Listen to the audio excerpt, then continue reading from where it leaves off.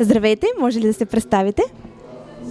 Ние ви познаваме абсолютно всички. Да, ще се представя. Казвам се Мария Иванова Статулова, дете от Бургас, родена от Иван Статулов, художник. Благодаря. Какво за вас е 24 каратовата усмивка? 24 каратова усмивка, значи, нали, златото се измерва в карати. Златото е това, което е в твоята душа. Златото е това, което си ти.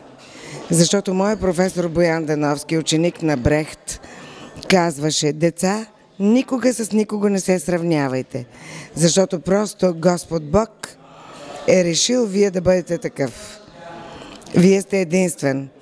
Така Господ ви е създал. Така че никога не бива да се сравняваме с никого.